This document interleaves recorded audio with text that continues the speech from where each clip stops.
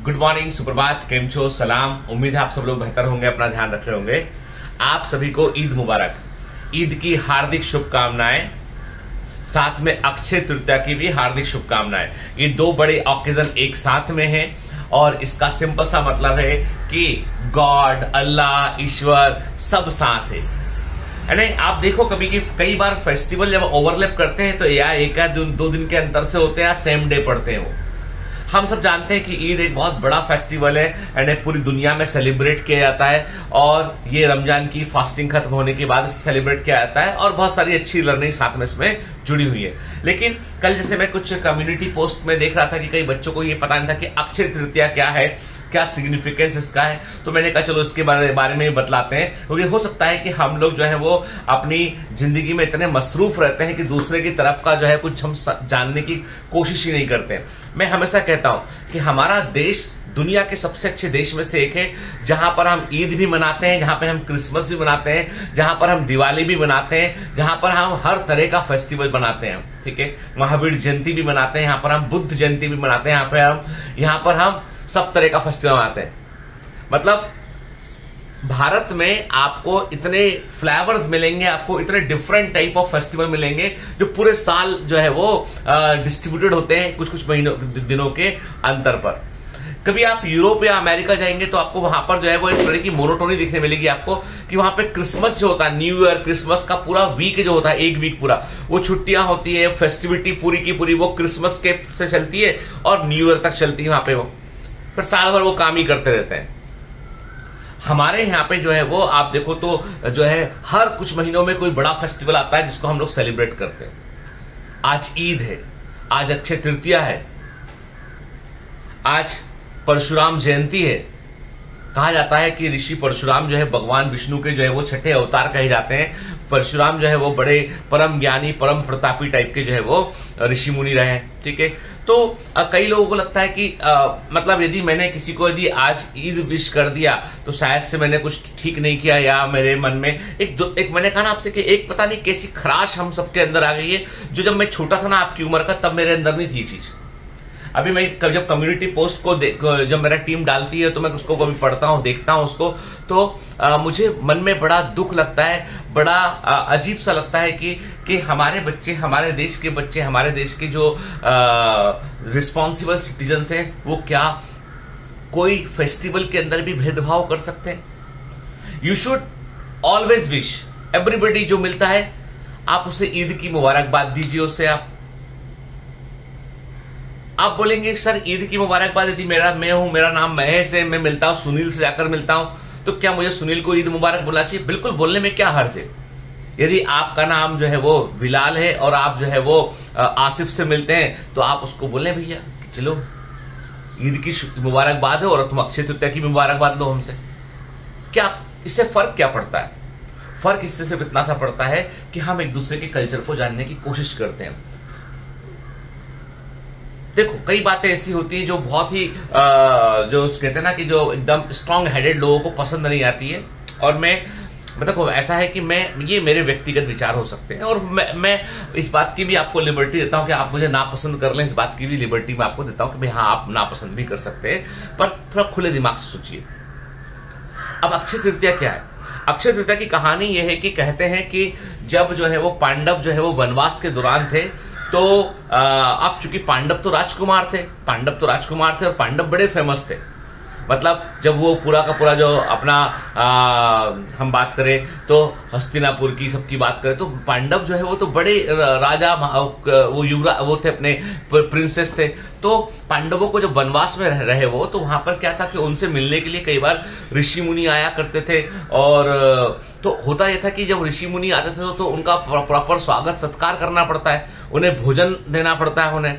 अब पांडव जो है वो जंगल के वास के दौरान उनके पास में अनाज की कमी थी, उनको मतलब समझ लीजिए कि उनको 2 वक्त का खाना जुटाने में भी दिक्कत हुआ करती थी, क्योंकि वो कोई दूसरा काम कर नहीं सकते थे वो।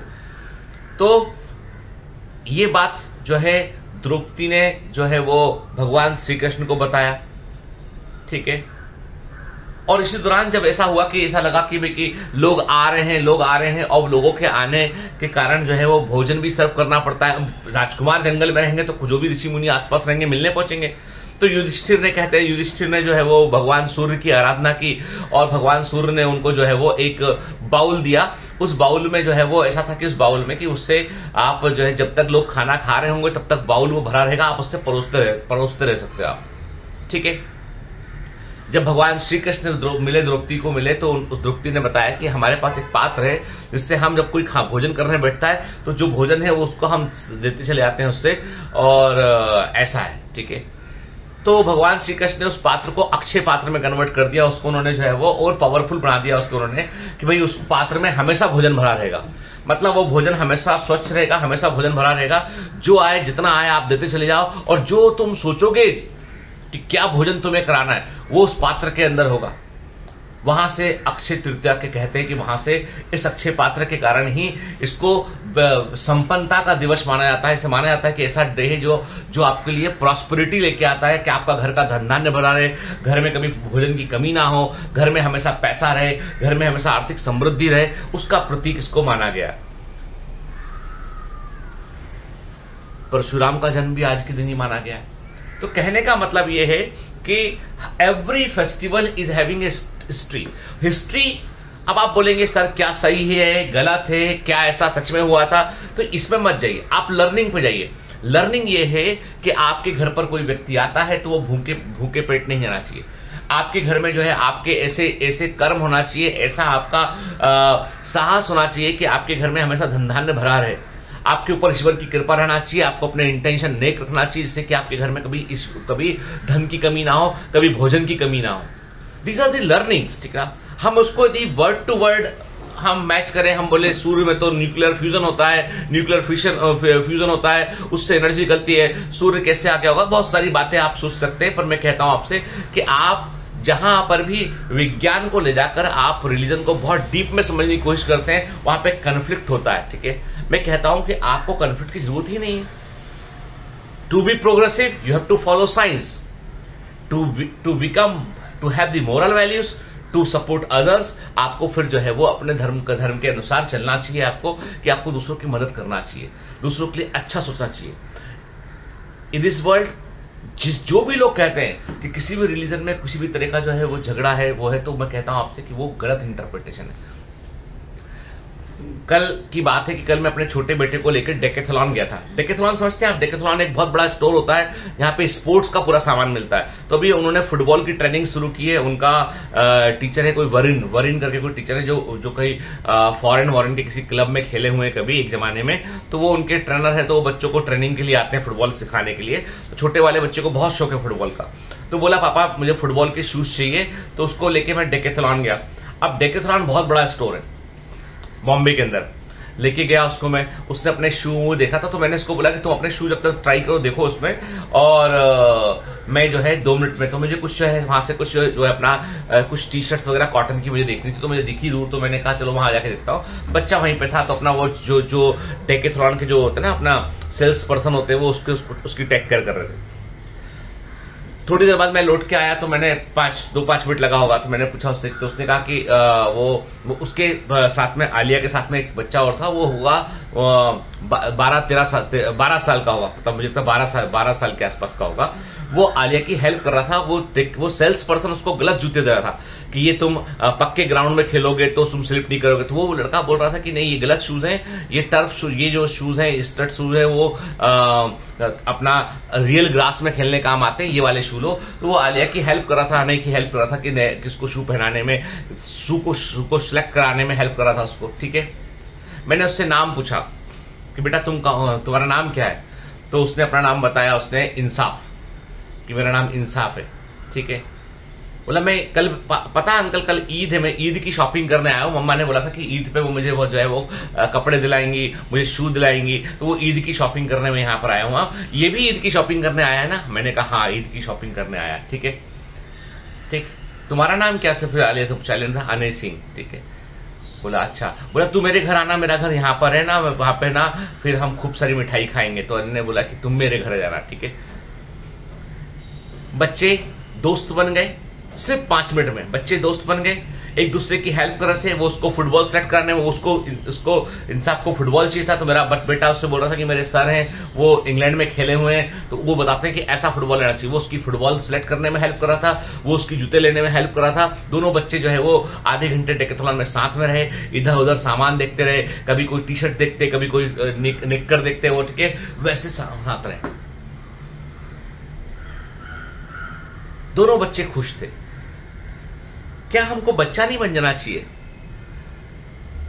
क्या हमको जो है वो मतलब इतनी सुंदर दुनिया होती है बच्चों की, इतनी सुंदर, जो उनके बीच में मनमुटाव भी था, गुस्सा भी था, मैं बात नहीं करूंगा, कट्टी नहीं बात करना, 2 दिन बाद इधर आना यार, अब तुम मुझसे ऐसा बोलना मत, मैं तो फिर कभी पुच्ची नहीं करूंगा।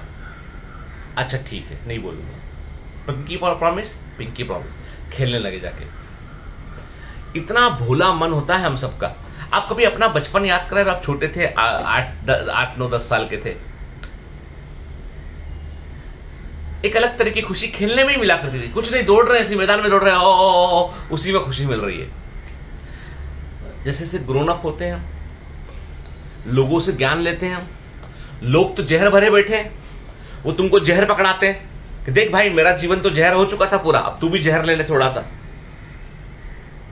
This is the process to inject toxicity in your brain and your blood.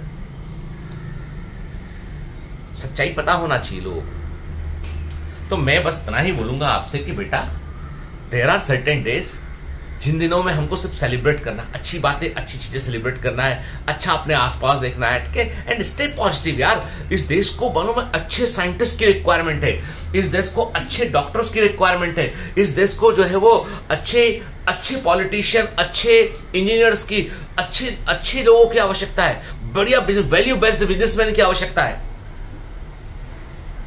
America की खास बात सुनना, अमेरिका में जो लोग बहुत अमीर हैं, वो साइंस के कारण अमीर है। इलोन मस्क साइंस के कारण अमीर है। जेफ बेजोस टेक्नोलॉजी डिस्रप्शन के कारण अमीर है, कि उन्होंने टेक्नोलॉजी क्रिएट किया पूरा। अमेजॉन, गूगल अमीर है टेक्नोलॉजी के कारण, फेसबुक अमीर है टेक्नोलॉजी के कारण के। वहां पर जो लोग अमीर बने हैं यूएसए के अंदर, they all are scientist, inventor, कुछ खोजने वाले, कुछ इन्वेंट करने वाले साइंटिस्ट, वो अमीर है देश के अंदर सबसे अधिक। हमारे यहां पर सबसे अमीर कौन? धंधा करने वाला, ये खिल के इसको बेच दिया। आप देखो सबसे अमीर आदमी अडानी जी है इस समय, अंबानी से ऊपर निकल चुका अडानी जी। आप देखो पोर्टफोलियो उनका, साइंस के नाम पे देखिए, इनोवेशन के नाम पे देखिए, he is pure businessman. Ambani is also pure businessman. हमारे यहां पे धंधा जिसको करना आता है वो सबसे अमीर आदमी है। अमेरिका में धंधा नहीं है, साइंस। धंधे वाले तो बहुत लोग जुड़ जाते हैं पीछे से आके। Bill Gates science, Elon Musk science.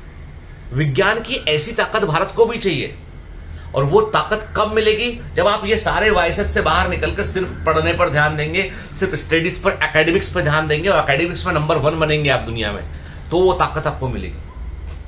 वो ताकत लेने के लिए आपको पढ़ना पड़ेगा, आपको इस मैट्रिक्स से बाहर निकलना पड़ेगा। One day nobody will ask कि तुम हो कौन, तुमने किया क्या है, ये लोग याद रखेंगे। नाम में क्या रखा है? तुम्हारा नाम अनिल हो या आसिफ हो या एंटोनी हो, क्या फर्क पड़ता है? फर्क इस बात से पड़ता है कि खोजा किसने था, अनिल ने कि आसिफ ने कि एंथनी या एंटोनी ने खोजा था, किसने खोजा था, इस पे फर्क पड़ता है। देखो मैं आपसे वही बात बोलूंगा आपसे कि देखो, मैं लंबा चौड़ा भाषण नहीं दूंगा, पर आपसे यही बोलूंगा कि बेटा हमें नेक्स्ट लेवल पे जंप करना है, अगले लैप पर पहुंचना है, इंडिया को लेके जाना है, तो हमको साइंस को, विज्ञान को, अपने पढ़ने को, अपने खुद के पर्सनल करियर के अचीवमेंट्स पर फोकस करना पड़ेगा हमें। Don't become a part of the mob, become the leader of the mob, जो उसे सही डायरेक्शन में लेके जाए। भीड़ की कोई दिशा नहीं होती है, लीडर के पास दिशा होती है, ये फर्क होता है। ठीक है, चलिए, तो आप सबको एक बार फिर से मैं ईद की मुबारकबाद देता हूं, और आपको अक्षय तृतीया की शुभकामनाएं देता हूं, और सेलिब्रेट कीजिए, अच्छे से रहिए और खुशियां मनाइए। All the best, bye.